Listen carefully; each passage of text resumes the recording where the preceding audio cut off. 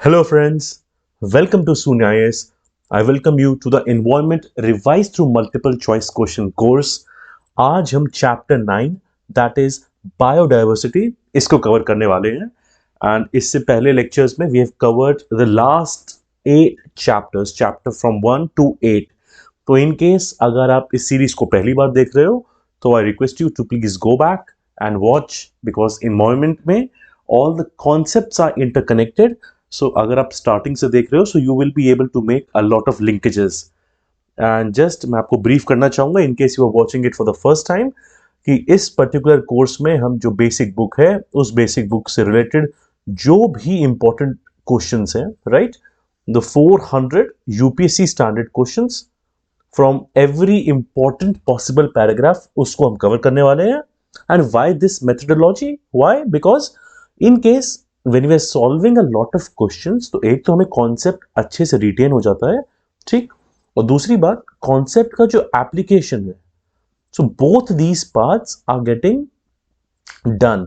उसके साथ ही साथ जो भी टिप्स हैं, जो भी ट्रिक्स हैं, we are understanding it through this course. तो मैं आशा करता हूं आप इस कोर्स का बेस्ट पॉसिबल यूज ले पा रहे हैं and it is helping you in your prelims preparation. तो नाउ वी विल स्टार्ट. तो जो this is our first question, it is about food web. It's a very important concept. तो it is asking us, please be very alert, it is asking us what is the incorrect statement. अब इसी चीज को एक बार start करने से पहले आई will just quickly recap जो फूड वेब होता है और जो फूड चेन होता है, what is the difference. And this is an important distinction जो हमें पता होनी चाहिए. तो देखो फूड चेन जैसे आपको नाम से भी पता होगा, चेन क्या होती है, it starts with one organism, फिर दूसरा, फिर दूसरा, फिर दूसरा, तो एक ही डायरेक्शन में होती है. तो यहां पे एक सिंगल स्ट्रेट पाथवे होता है, ठीक. तो ये तो हमें चीज पता चल गई.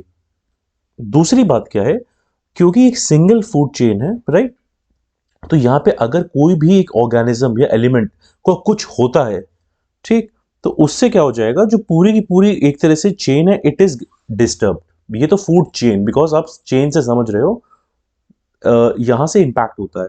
वेरएज अगर हम फूड वेब की बात करते हैं तो फूड वेब में काफी इंटरकनेक्टेड चेन्स होती हैं. जैसे फॉर एग्जांपल एक ऑर्गेनिज्म यहां पे है, then these are somethings related, यहां से अलग एक तरह से ना एक वो इंटरेक्शंस हो रहे हैं, वो इंटरेक्शंस बैक एंड फोर्थ हो सकते हैं, right.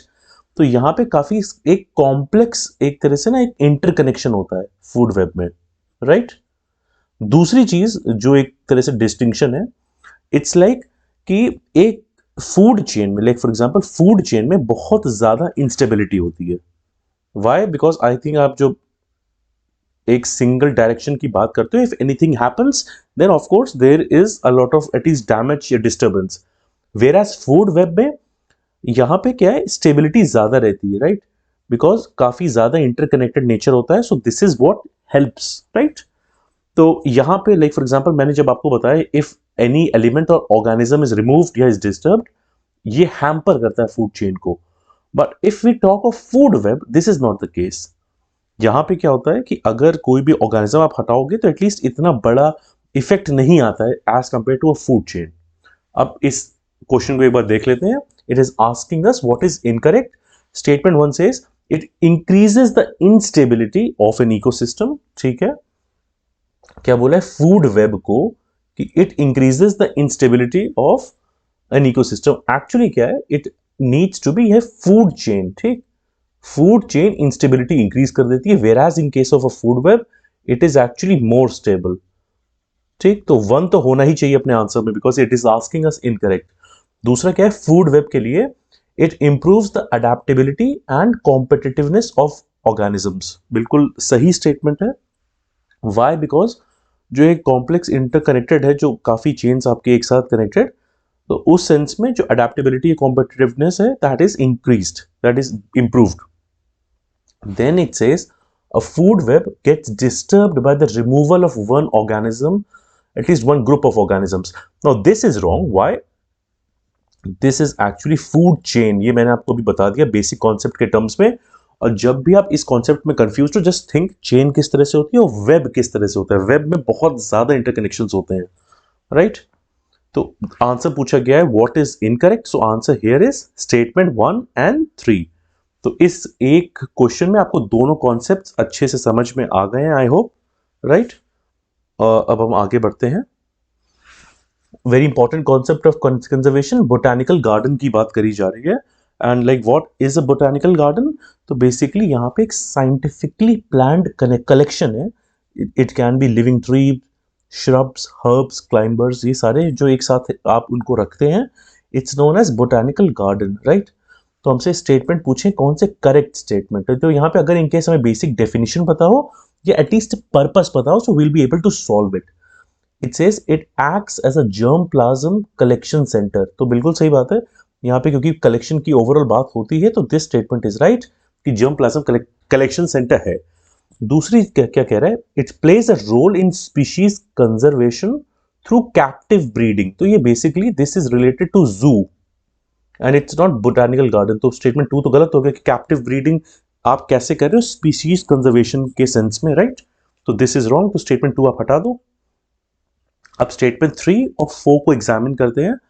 Statement 3 says it helps in development of new hybrids, ये भी सही है क्योंकि आप एक तरह से जर्म प्लाज्म को कलेक्ट कर रहे हो, right.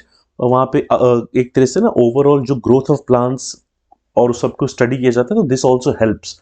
And last statement says it augments conserving rare and threatened species, this is also correct.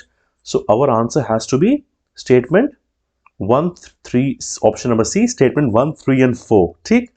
तो इसीलिए और क्या करता है हेल्प, जैसे कोई भी इंट्रोडक्शन और अक्लेमेटाइजेशन है प्रोसेस कोई भी एग्जॉटिक प्लांट्स का, तो this is also done in a botanical garden. So ये एटलीस्ट एक बेसिक कॉन्सेप्ट हो गया इसका। आगे देखते हैं हम लोग। Very important thing, red data book most probably like this is one of the most known and the widely read concepts, so इसको एक बार हम लोग देख लेते हैं। so it is asking you 4 statements और आप यही 4 statements अगर आप अच्छे से कर लोगे तो you will be always able to get the right at least understanding of this entire concept।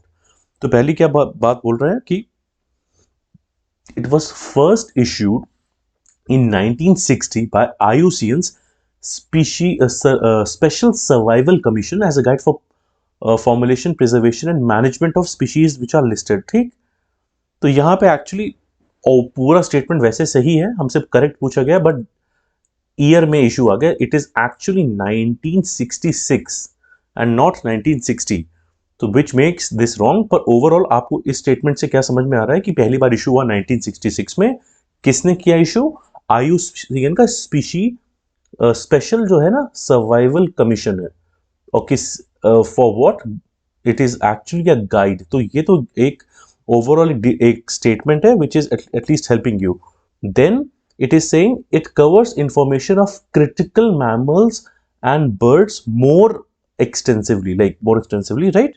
तो यहां पे एक्चुअली क्रिटिकल भी नहीं, यहां से हम बात करते हैं ना एंडेंजर्ड, ठीक। तो एंडेंजर्ड जो मैमल्स एंड बर्ड्स है more extensive than for other groups of animals and plants. Whereas देखो इसमें और भी जो ऑर्गेनिजम्स हैं जो कि जिनको कम एक्सटेंशन का खतरा है उसको भी कवर करा जाता है, तो वो क्रिटिकल नहीं है। तो please be at least alert, this is endangered, ठीक। अब स्टेटमेंट 3 और 4 जो सबसे इंपॉर्टेंट है कॉन्सेप्ट वाइज भी एटलीस्ट, कि ग्रीन पेजेस क्या होते हैं और पिंक पेजेस क्या होते हैं, राइट। तो जो पिंक पेजेस होते हैं very important, I will just write it here. जो भी आपके पिंक पेजेस हैं, तो पिंक पेजेस में we are at least including the critically endangered species, मैंने इसको CE लिख दिया है। तो pink pages are for critically endangered species, और ग्रीन पेजेस क्या है कि ऐसी स्पीशीज जो पहले एंडेंजर्ड थे but now they are no longer threatened, ठीक। तो ये एक बेसिक एटलीस्ट हमारी अंडरस्टैंडिंग हो गई दैट ग्रीन पेजेस किसके लिए होते हैं, जो फॉर्मरली एंडेंजर्ड थे, right, but now they are no longer threatened. और अभी इसके बाद वनरेबल, एंडेंजर्ड, क्रिटिकल एंडेंजर्ड में क्या डिफरेंस होता है, we'll just quickly go through that. तो यहां पे जो क्रिटिकल ये सारे वर्ड्स हैं, these are extremely important keyword, so please make a lot of attention and notice here. See पहला स्टेटमेंट हमने देख लिया था 1966 से रॉन्ग है, दूसरे में एंडेंजर्ड मैमल्स और बर्ड्स को ज्यादा एक्सटेंसिवली कवर करता है, दिस इज ऑल्सो रॉन्ग। क्या लिखा है, pink pages indicates the list of extinct species. Extinct is a different concept, right. यहां पे क्या होता है, this is actually critically endangered, extinct नहीं, वो तो उसके आगे की स्टेज है, ठीक, ये भी गलत हो गया। अब यहां पे क्या लिखा, ग्रीन पेजेस किसके लिए, क्रिटिकली एंडेंजर्ड के लिए, नो, ये मैंने आपको अब अभी बताया है। ग्रीन पेजेस किसके लिए हैं, these are for endangered, right. तो एक्चुअली यहां पे चारों स्टेटमेंट्स गलत है, तो आंसर इसका क्या होगा, none of the above. But at least through this question you are getting a lot of information. At least red data book से रिलेटेड जो भी इंपॉर्टेंट कॉन्सेप्ट है वो इस पर्टिकुलर क्वेश्चन में कवर हो गए हैं आपके लिए, राइट।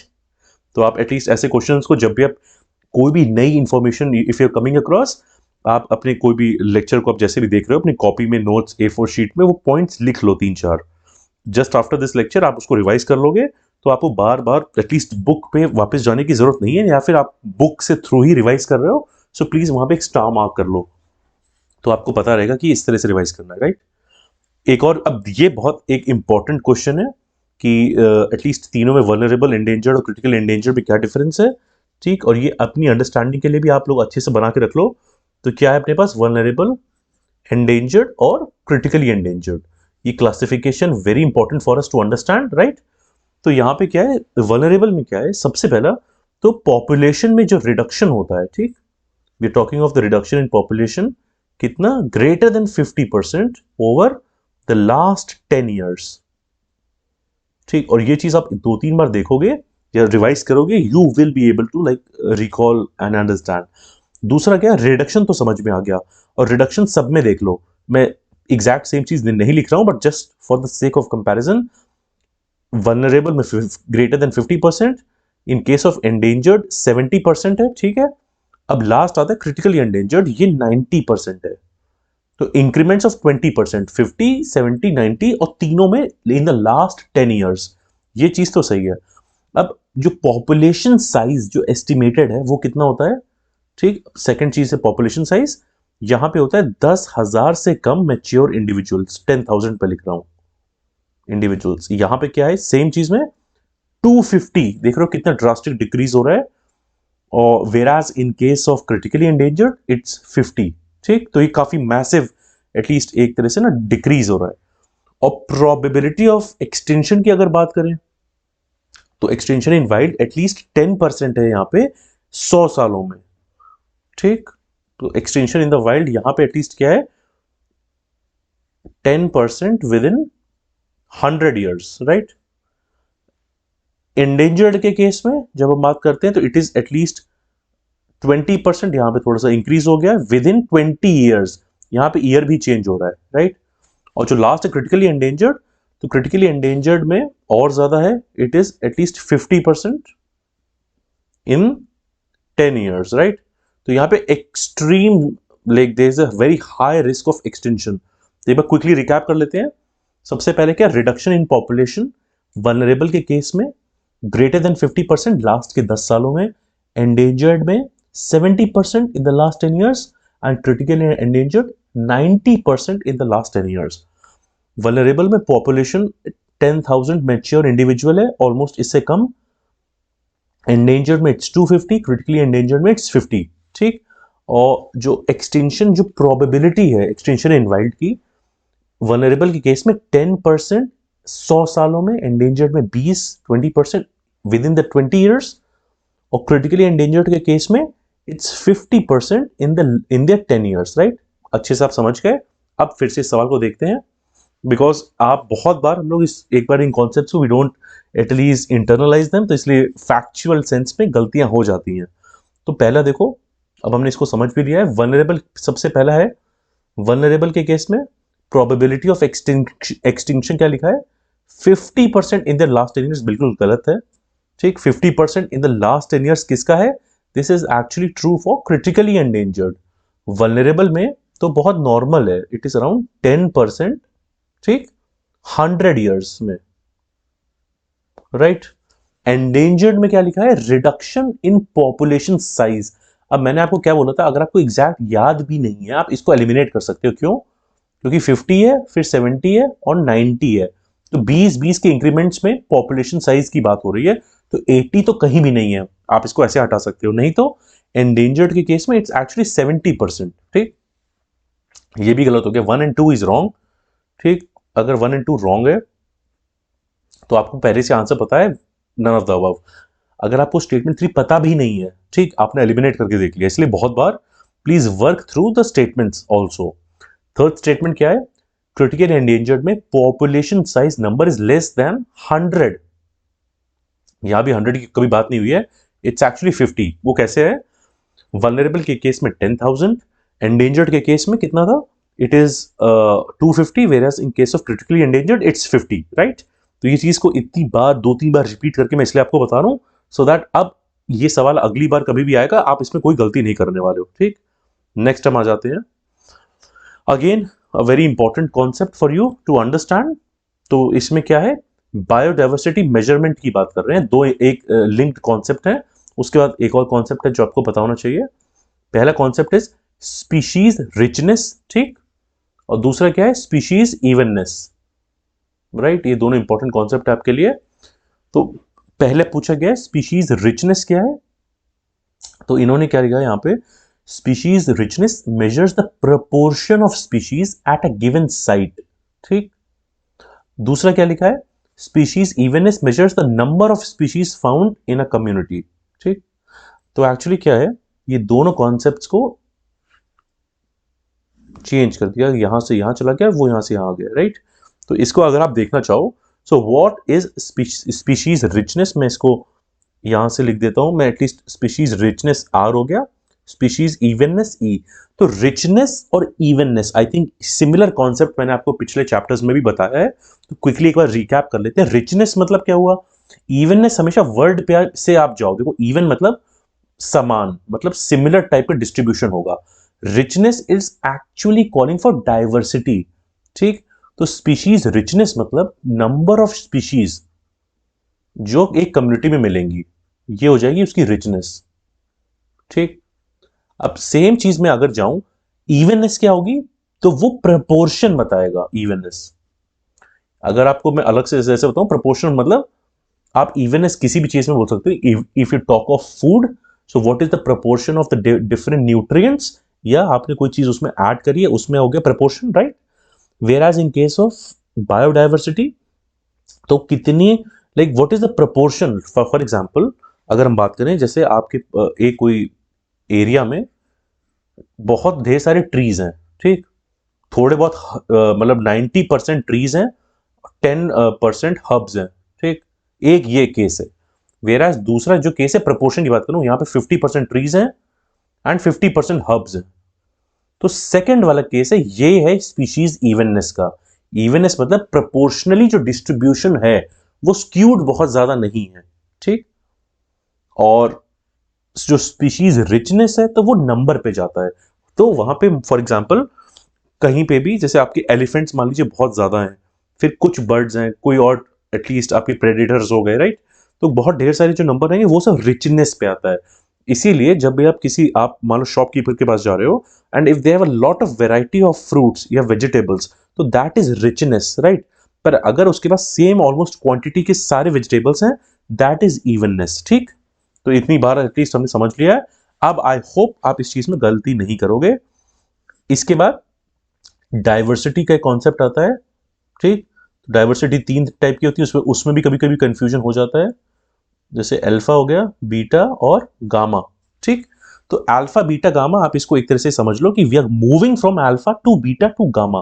तो वो कहां से चीज इंक्रीज हो रही है, तो अल्फा में क्या हो गया, एक पर्टिकुलर इकोसिस्टम में, with in a particular area और एन इकोसिस्टम। ठीक, यहां से क्योंकि हम स्टार्ट कर रहे हैं।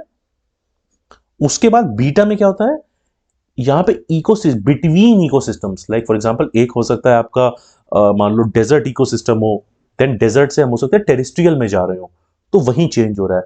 पर हो सकता है विद इन डेजर्ट में बात कर रहा हूं तो वो अल्फा हो जाएगा। ठीक, तो अल्फा मतलब उसी छोटे से एरिया में, फिर आप आगे चले गए, राइट। गामा मतलब क्या हो गया, overall diversity for different ecosystems एक ही रीजन में। ठीक, तो ये और ज्यादा यहाँ पे जोग्राफिकली भी आप सोचोगे तो ये और इसका दायरा बढ़ गया। ठीक, यहाँ पे अगर मेरे ख्याल से ये छोटा था और यही सबसे छोटा, तो आप इसको ऐसे समझ सकते हो किस तरह से प्रोग्रेस हो रहा है। तो अल्फा क्या हो गया, with in a particular area, beta क्या हो गया, बिटवीन इकोसिस्टम्स, ठीक, और गामा क्या होगा, जो ओवरऑल डाइवर्सिटी है, जो अलग अलग इकोसिस्टम्स में पूरी की पूरी रीजन में, right. So this is how we understand it. Question में क्या देखते हैं, again please be alert, incorrect पूछा गया आपसे, species richness evenness, statement this is wrong, right, ये आप समझ गए हो, यहाँ पे आप एटलीस्ट स्टेटमेंट को ट्विस्ट कर दिया गया, this statement is wrong. The second says gamma diversity refers to diversity within a particular ecosystem, देखो ये भी गलत हो गया, this is basically within a particular ecosystem क्या है, it is alpha and is usually expressed by the number of species, ठीक, ये भी आप समझ गए। तो both the statements here are incorrect, which is why the answer has to B both 1 and 2, ठीक, इनकरेक्ट पूछा आपसे। नेक्स्ट आते हैं, हमसे पूछा गया different modes of conservation of biodiversity, ये थोड़ा रिलेटिवली थोड़ा स्ट्रेट फॉरवर्ड सवाल हो गया आपके लिए। तो एक्स सीटू के बारे में पूछा गया, तो दो चीजें होती हैं, इन सीटू और एक्स सीटू, ये हम लोग पहले भी देख चुके हैं। What is in situ, in situ मतलब जो उसी साइट पे हो जाएगा, राइट, दो that is like in situ, whereas ex situ क्या है, उसको आउटसाइड एरिया ले जाके अगर if we are at least conserving that, it's known as ex situ, नाम से पता चल रहा है आपको एक्स सीटू, राइट। और फॉर एग्जाम्पल एक्स सीटू में आप सोच सकते हो what can be an example, और इन सीटू में, तो इन सीटू में जैसे फॉर एग्जांपल नेशनल पार्क्स हो गए, बायोस्फीयर रिजर्व, प्रोटेक्टेड फॉरेस्ट, ये सारे एग्जांपल है। एंड एक्स सीटू में जैसे आपके zoological parks, botanical gardens, right, तो ये एक बेसिक एक अंडरस्टैंडिंग हो गई, राइट। दूसरी चीज, फॉर एग्जांपल स्टेटमेंट्स अब हम देख लेते हैं। It's saying ex situ is off site conservation where animals are reared but plants are not cultivated, ठीक। दूसरा क्या लिखा है, and while in situ is on site, देखो ये स्टेटमेंट आधा तो सही है, पर ये स्टेटमेंट पूरी तरह से सही नहीं है, ठीक। Why is it not right, क्योंकि यहां पे प्लांट्स आर ऑल्सो, दोनों चीज कवर्ड है, रियर भी होंगे कि एनिमल्स आर रियर्ड और द प्लांट्स आर कल्टिवेटेड, ठीक। तो ये माइनर सा डिफरेंस है, आप यहां तक अगर पढ़ोगे आपको सही लगेगा, इसीलिए it's very important that you read entire statement, हर चीज को एग्जामिन करनी है। तो पहला स्टेटमेंट गलत हो गया, ऑल्दो ये चीज सही भी है कि in situ is on site, ex situ is off site, ये सही है, पर पूरा स्टेटमेंट सही नहीं है। दूसरा क्या है, mobility of all species is maintained in ex situ while mobility of species is restricted in situ, ठीक। तो यहां पे एक्चुअली होता क्या है, अगर आप इसको वैसे सोचो, इन सीटू में मैंने एग्जांपल क्या बताया आपको, जैसे नेशनल पार्क, सेंचुरीज हो गए, तो वहां मोबिलिटी ऑफ स्पीशीज मेंटेन होती है इन सीटू में, क्यों, क्योंकि वो उसका खुद का नेचुरल ऑन साइट एरिया है। अब आप किसी स्पीशीज को अलग से किसी अलग जगह ले जाओगे, भले ही कैप्टिव ब्रीडिंग के थ्रू करो, for example in zoological park या बोटानिकल गार्डन में, तो वहां mobility will be restricted, right. तो एक्स सीटू में एक चीज आपके लिए बहुत अच्छा कॉन्सेप्ट आपको पता चल गया, द मोबिलिटी इज रिस्ट्रिक्टेड, ठीक। तो स्टेटमेंट 2 भी गलत हो गया आपका। यहां पे क्या लिखा है, मोबिलिटी मेंटेन हो रही है एक्स सीटू में। आप सोचो ना, आप अलग से एक फॉरेन या एक आउटसाइड एरिया में उस स्पीशीज को ले जा रहे हो, तो अगर वो स्पीशीज हर जगह घूमती रहेगी, तो वहां पे तो क्योंकि हैबिटेट फ्रैगमेंटेशन हो गया है, तो there can be at least a conflict, right. तो कॉन्फ्लिक्ट रोकने के लिए उसकी मोबिलिटी को रेस्ट्रिक्ट किया जाता है, ठीक, ये गलत हो गया। अब क्या है, ex situ conservation is more suited for species that are abundance, while in situ conservation is more suited for species with dwindling numbers edging towards extinction, ठीक। ये भी एक इंपॉर्टेंट कॉन्सेप्ट है। देखो in situ conservation in general आप कहां करते हो, जहां पे ढेर सारी एटलीस्ट वो स्पीशीज प्रेजेंट हैं। एक्स सीटू आपको कब करना पड़ रहा है, कि जब वो स्पीशीज एक तरह से जब उसके नंबर्स बहुत कम हो जाते हैं, तब आप उनकी कैप्टिव ब्रीडिंग करते हो। कोशिश करी जाती है कि जितना ज्यादा वो एनवायरमेंट उनको बाहर ले जाके कंजर्व कर लिया जाए, जिससे कि वो एक्सटिंक्ट होने से बच जाएं। तो इसलिए स्टेटमेंट 3 भी गलत है। हमसे पूछा गया व्हाट इज करेक्ट, यहां पे none of the statements is correct, so the answer क्या हो गया हमारा, नन ऑफ द अबव, ठीक। एक बार क्विकली रिकैप करते हैं कॉन्सेप्ट को, ex situ off site, in situ on site, mobility कहां पे ज्यादा है, मोबिलिटी इन सीटू में ज्यादा होगी, वो नेचुरल एरिया है, ठीक। फिर लास्ट में क्या है, कि कहाँ पे अबंडेंस वाली स्पीशीज रहती हैं, वो इन सीटू में रहती हैं, एक्स सीटू में, जहां पे नंबर्स ड्विंडल मतलब फॉल डाउन कर रहे हैं, which is heading towards extension. ठीक, नेक्स्ट आते हैं वेरी ये सवाल हमने आपको अगर याद होगा चैप्टर 1 में 2 बार करा है, तो आई होप जो आप लोग अगर सीरीज को रिलीजियसली फॉलो कर रहे हो तो आप इस चीज को लोअर से हायर पूछा है, it should not take you more time. तो इसमें बहुत ज्यादा समय ना जाया करते हुए इसका आंसर मैं आपको बता देता हूं। अगर हम लोअर से हायर ऑर्डर जाएंगे तो answer here has to be population, community, biome, biosphere. ठीक, तो ऑप्शन क्या रहेगा? Our answer here is D. ठीक, ये स्टेटमेंट है। पॉपुलेशन जैसे आपको पहले मतलब पता है ये सारे डिफरेंसेस हमने इनफैक्ट इन यहाँ पे इकोसिस्टम, बायोम, बायोस्फीयर क्या डिफरेंस है, किसमें क्या एक like what is the constituent of that one thing, that has already been covered in quite a good detail chapter 1 में, राइट। तो ये एक तरह से क्विक रिकैप के लिए, बायोस्फीयर आप जानते हो यहाँ पे all the living beings and it's a sum total, very important concept देखा हुआ है हमने, lithosphere, hydrosphere, atmosphere, right, very important concepts. Next आते हैं हम जेनेटिक डाइवर्सिटी पे। ये भी like this concept is again काफी बार रिपीट होता रहता है, आपको इसको like you should be knowing properly. और इस पे क्या देखा है, it is asking us incorrect. So what पहला जो स्टेटमेंट है उसको देखते हैं। This diversity aims to ensure that some species survive drastic changes and thus carry on desirable genes. ठीक, तो जेनेटिक डाइवर्सिटी देखो होता क्या है कि जीन्स पे एक तरह से अगर डाइवर्सिटी है, if there is a diversity in your genes और इन द स्पीशीज जीन्स, तो वहां पे क्या होगा, कोई भी ड्रास्टिक चेंजेस आएंगे वो उनको सर्वाइव कर जाएगी, which is why this is very important. ठीक, तो स्टेटमेंट 1 तो अपना सही है। इनकरेक्ट पूछा तो ये तो नहीं आएगा अपने आंसर में। ठीक, this is a correct statement. और देखो दो डाइवर्सिटी होती है, एक अगर जेनेटिक डाइवर्सिटी पूछे तो जेनेटिक और स्पीशीज दोनों अपने को दिमाग में रखनी है, both are different.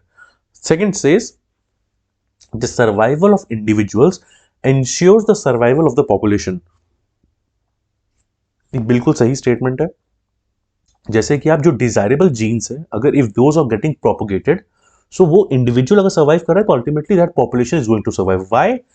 Individual population, ये जो पूरा है ना एक जो पूरी चेन है, हम पहले से पढ़ चुके हैं। तो सेकंड स्टेटमेंट भी एक जेनेरिक या बेसिक स्टेटमेंट है, विच इज ऑल्सो करेक्ट। अब क्या लिखा है, जेनेटिक डाइवर्सिटी को डिफाइन करने की बात कर रही है। It is the ratio of one species population over the total number of organisms across all the species in the given biome. ठीक, अब ये जो डेफिनेशन है वो जेनेटिक की नहीं, मैंने आपको बताया इट इज स्पीशीज डाइवर्सिटी। ठीक, दोनों में बहुत डिफरेंस है।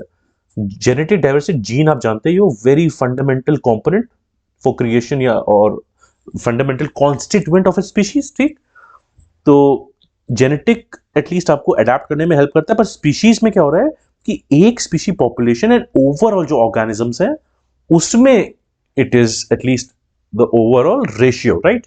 तो जेनेटिक डाइवर्सिटी हमने देख लिया, what is genetic, what is species diversity, incorrect पूछा है, तो here the answer has to be 3 only. Fine, next question पे जाते हैं। नेचुरल कॉजेस पूछे गए हैं बायोडाइवर्सिटी लॉस के लिए। इस तरह के क्वेश्चन आपने देखा है, UPSC asked such questions a lot, right. पहला देखना है, rivalry among species natural cause होगा, बिल्कुल सही है, राइवलरी अगर होगी तो नेचुरल लॉस होता है, right. Next is conversion of rich biodiversity sites for human settlements and ये इंडस्ट्रियल डेवलपमेंट। यस, हैबिटेट जो डिस्ट्रक्शन है it is very like prominent, and in case अगर आपने अपनी इन्वायरमेंट एनसीईआरटी भी पढ़ी है, बुक में भी देखा है, तो एक एविल क्वार्टेट की बात होती है, वो ऐसी 4 चीजें which are the most responsible for biodiversity loss. तो क्या आपने एविल क्वार्टेट के बारे में सुना हुआ है? Quartet means 4। ठीक, तो ये क्या है, यहाँ पे habitat destruction is one of the most prominent at least factors, तो ये है। ठीक, फिर क्या है, लैक ऑफ पॉलिनेशन, ये भी सही है, एंड उसके बाद क्या है, the lack of sorry pollination हो गया और अर्थक्वेक्स हो गए, राइट। ये तो 3 इंपॉर्टेंट चीजें हैं, and at least in this particular case यहाँ पे we should also be at least seeing natural causes लिखा हुआ है। ठीक, तो कुछ मैन मेड कॉजेज हो जाएंगे, right, and then some are natural causes. तो नेचुरल वाले में राइवलरी होगा, लैक ऑफ पॉलिनेशन भी होगा, अर्थक्वेक होगा। और उसके बाद सेकंड जो स्टेटमेंट है ये नेचुरल नहीं है, दिस इज एक्चुअली एंथ्रोपोजेनिक। ठीक, तो ये एटलीस्ट माइनर सी चीज है। अगर यहां पे बेसिक नेचुरल हटा दो कॉजेज होता, तब तो चारों सही है आपकी स्टेटमेंट्स, राइट। वेयर एज यहां पे एक छोटा सा बस there is a distinction, natural पूछा है तो statement one will not be there because this is by man. In fact मैं आपको और अगर नेचुरल कॉजेज बताऊं इसके अलावा, तो लैंडस्लाइड्स हो गए, ठीक, फ्लड्स एंड बाकी rivalry among species, lack of pollination, ये तो like this we have already covered. So here the answer has to be, actually the statement 2 should not be here, actually the best possible answer for this has to be यहाँ पे होना चाहिए 1, 3 and 4। ठीक, एक small एक minor सा change है, तो this should be the answer, statement 1, 3 and 4। And वैसे भी please ignore the at least typo error यहाँ पे आप, it's more important for you to understand the concept. Natural cause पूछा है, तो जब भी नेचुरल कॉज पूछा है तो मैन मेड कॉज अगर कहीं भी ऑप्शन में उसको आप हटा दो, तो statement 2 is the man made cause, 2 आप हटाओगे तो आपको आंसर मिल जाएगा, राइट। तो इसको आप ऐसे भी सोच सकते हो, राइट। नेक्स्ट आते हैं क्वेश्चन पे अपने। इट्स अ फैक्चुअल क्वेश्चन, यहाँ पे आपसे पूछा जा रहा है एटलीस्ट इंडियन बायोडाइवर्सिटी के बारे में। अगर आपको इतने फैक्ट्स याद हैं, like hats off to you, because अगर एटलीस्ट GS3 एनवायरमेंट में, बिकॉज समटाइम्स वो पूछ लेते हैं इस तरह के सवाल, अगर आपको याद है तो इट्स लाइक क्वाइट गुड। पहली चीज, India has more than 40% of its geographical area under forest and tree. अब ये सवाल एटलीस्ट स्टेटमेंट सबसे आसान है आपके लिए एलिमिनेट करना, ठीक। 40% लिया है, मोर देन 40%। अगर आपने फॉरेस्ट सर्वे की, the state of Indian forest report अगर आपने पढ़ी हुई है, तो यू वुड बी नोइंग। अगर आपको एग्जैक्ट नहीं भी पता है तो आपको पता है कि चलो 23 से 25% के आसपास है, ठीक। हो सकता है आपको एग्जैक्ट परसेंटेज नहीं पता हो। एंड बाय द वे, जो रीसेंट रिपोर्ट आई है 2021 की, यू शुड नो जो बेसिक 3-4 फैक्ट्स हैं उससे रिलेटेड, राइट। तो दिस स्टेटमेंट बिकम्स रॉन्ग। अगर statement 1 is wrong, so at least C and D can not be your answer, has to be at least these 2 statements, right. अब देखो क्या है, तो 2 तो सही है। अब नेक्स्ट एटलीस्ट 2 में क्या लिखा है कि India is 7th in mammals, 9th in birds and 5th in reptiles, absolutely correct. Third statement क्या है कि India share of crops is 44% as compared to the world's average of 11%. Now this is absolutely correct, ठीक। तो ये दोनों statement बिल्कुल सही है, फैक्चुअल स्टेटमेंट्स हैं आपके पास, तो answer has to be 2 and 3, right. तो ये आपका आंसर हो गया इस चीज से रिलेटेड। अब इसके अलावा आप क्या देख सकते हो यहाँ पे कि geographical area under forest and tree and forest report, right. अब इस सीरीज के एटलीस्ट इस चैप्टर का this is the last question पूछा गया, the largest area of biogeographic zones in India is under Himalaya. एक तो सबसे पहले हमसे ये पूछा गया statement, and the other statement is Lakshadweep is included in the biogeographic zones of India, right? So these are at least 2 important at least facts which are asked from us. तो इससे पहले हम एक बार समझ लेते हैं वो होता क्या है, what are biogeographic zones, और ओवरऑल जो कॉन्सेप्ट है वो क्या है हमारा, ठीक। तो बायोजियोग्राफिक जोन्स टोटल 10 है, and why are they demarcated, so that जो है ना डिस्ट्रीब्यूशन प्लांट्स का और एनिमल्स का जो जोग्राफिकल डिस्ट्रीब्यूशन है वो एक बार अच्छे से समझ में आ जाए या पता चल जाए, ठीक। तो ये तो एक बेसिक आइडिया हो गया यहां से इससे रिलेटेड, राइट। उसके बाद अगर हम बात करें जैसे कौन से हो सकते हैं, जैसे ट्रांस हिमालयाज हैं, राइट। उसके बाद Himalayas in general, trans Himalaya रफली 5.7% कवर करते हैं कंट्री का land mass, Himalayas around 7.2%। Desert है, desert like for example Rajasthan Aravallis 6.9%। उसके बाद we have the semi arid जो कि डेक्कन प्लेटू और डेजर्ट के बीच का जोन है, ये 15.6% कवर करता है, so like it covers a long area. Then you have western Ghats which is very prominent 5.8%, Deccan peninsula. फिर यू हैव गैंजेटिक प्लेन्स 11% है लैंड मास, नॉर्थ ईस्ट है 5.2। आइलैंड्स में कितना है, आइलैंड्स में 0.03% है। आइलैंड में कौन आता है, Andaman and Nicobar islands, right. और कोस्ट, ठीक, कोस्ट में क्या आएंगे, कोस्ट में आता है आपका लक्षद्वीप आइलैंड्स, राइट। तो अब यहां पे इस सवाल में क्या पूछा है, largest area is under Himalaya, तो दिस इज इनकरेक्ट। मैंने आपको बताया हिमालय में अराउंड 7.2% आता है, इससे ज्यादा तो एटलीस्ट गैंजेटिक प्लेन में 11% है, और उससे भी ज्यादा आपको जो सेमी एरिड बायोजियोग्राफिक जोन है उसमें 15.6 है, तो सेमी एरिड है, then you have Himalaya, sorry, then you have Gangetic, right, ये है। दूसरा क्या लिखा है स्टेटमेंट, ये मैंने आपको इसका आंसर भी बता दिया, Lakshadweep is included in the biogeographic zones of islands, this is incorrect. Lakshadweep coast में है, आइलैंड्स में Andaman and Nicobar islands are included, क्योंकि जो बायोजियोग्राफिक जोन्स जो 10 बनाए गए हैं उस पे क्लासिफिकेशन जिस तरह से करा गया है उसमें लक्षद्वीप आइलैंड्स को कोस्ट में ऐड करा गया है, राइट, ठीक। तो ये हम चीज समझ गए। तो लाइक हर चैप्टर से पहले हम एक बार रिकैप कर लेते हैं हमने क्या क्या देखा आज के चैप्टर में। तो सी, हमने आज फूड वेब, फूड चेन के बीच में डिफरेंस देखा, how they operate. Next, botanical garden, zoo in general, what is the basic purpose, क्यों बनाया जाता है, उसको देखा। IUCN red data book, green pages, pink pages कब पहली बार इश्यू हुई थी, that we understood. Then vulnerable, endangered, critically endangered, all the basic facts हमने एक बार समझ लिए।